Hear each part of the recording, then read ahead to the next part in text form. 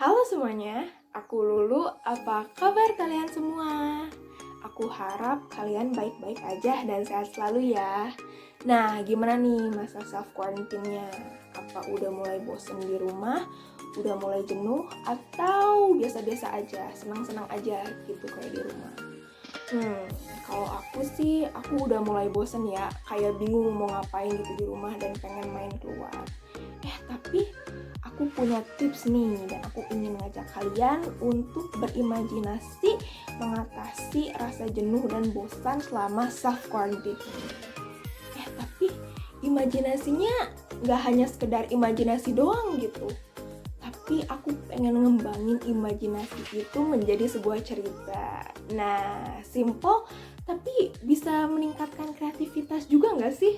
Nah, kalau gitu aku langsung kasih tahu aja ya step by stepnya. Yang pertama, aku pengen ngajak kalian banyak membaca buku. Nah, kalian bebas nih mau milih buku apa aja, kayak misalkan buku novel, buku cerita pendek, majalah, koran, atau kalian pengen baca dari HP lewat aplikasi Wattpad atau Google Books juga boleh. Nah, kalian juga bebas milih genre yang kalian suka, kayak romance, horror, thriller.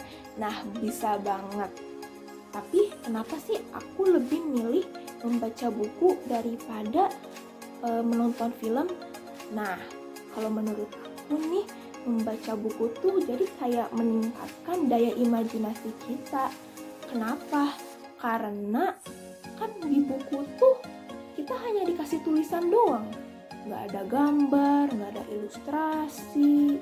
Nah, jadi kita tuh kayak harus memikirkan gitu dan membayangkan, oh ini kejadiannya kayak gimana, muka si tokohnya kayak gimana, latarnya kayak apa, suasananya gimana.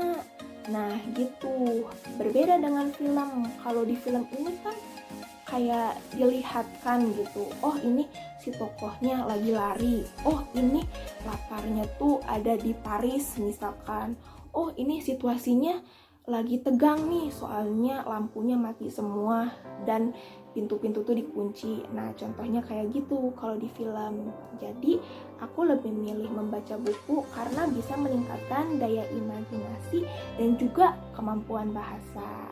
Nah, kalau aku lagi baca buku Got Married, ini tentang artis Korea yang ikut acara reality show tentang pernikahan, dan buku The Mom Hunt ini tentang anak yang mencari figur seorang ibu.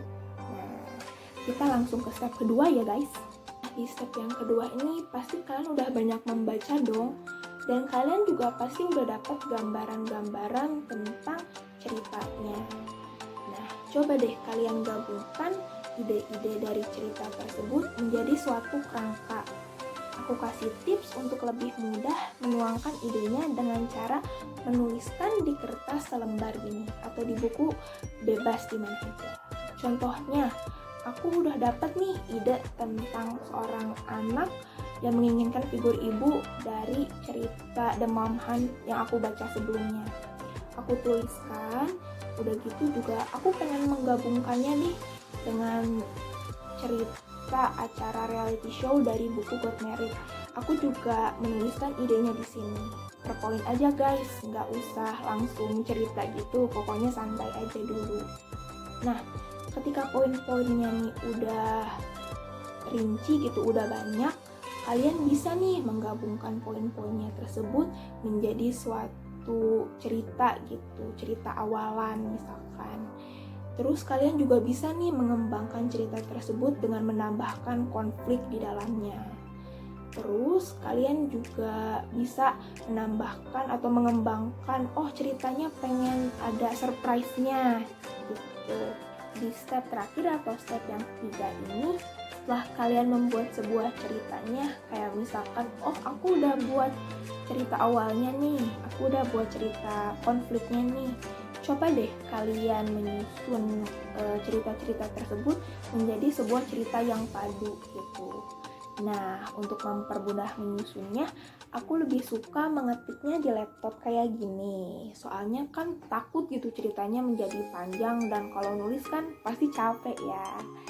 Nah, Kalau ceritanya udah jadi, kalian bisa ngepost atau nge-share cerita kalian di Wattpad boleh, di sosial media boleh, atau kalau kalian ingin mengirimkannya ke penerbit juga boleh kok. It's all up to you guys. Nah, gimana nih? Asik nggak? Kalian bisa berimajinasi atau ngehalu, tapi itu juga punya manfaat dan bisa bikin kalian menjadi makin kreatif. Selain itu juga ini bisa menjadi kegiatan kalian selama masa karantina yang panjang ini. Nah, semoga tips dari aku ini bisa bermanfaat dan kalian lakuin di rumah ya. Tapi ingat guys, hati-hati sama yang namanya plagiat. Okay, don't forget to stay creative and stay safe everyone. See you!